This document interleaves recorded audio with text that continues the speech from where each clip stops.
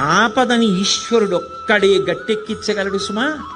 ఆపదని గట్టెక్కించవలసి వస్తే భగవంతుడు చూసేదేది అంటే నువ్వు ఎంత పవిత్రంగా బతికావు. నువ్వు ఇతరులకు హాని చెయ్యగలిగి ఉండి కూడా చెయ్యకుండా నిన్ను నువ్వు నిభాయించుకున్న సందర్భాలేవి.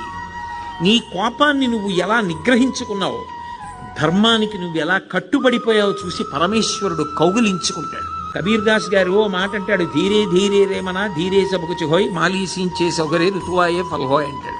ఇవాళ విత్తనాలు పెట్టి నేను బిందెలు నీళ్లు పోస్తే జామ చెట్టు వచ్చి కాయలు కాస్తుందా? ఇవాళ విత్తనం పెట్టి కొద్ది కొద్దిగా నీళ్లు పోస్తే ఒక 5 ఏళ్ల తర్వాత చెట్టే విరగ కాస్తుంది. ధర్మాన్ని నమ్ముకున్నవాడు పాడవడు. ధర్మానికి ఫలితం శాశ్వతమైన ఫలితం కాలంలో కనపడుతుంది. ఆనాడు ధర్మం పట్టుకున్నవాడు ఎంత గొప్పవాడో మిగిలిన వాళ్ళకి కూడా ఆదర్శం అవుతాడు.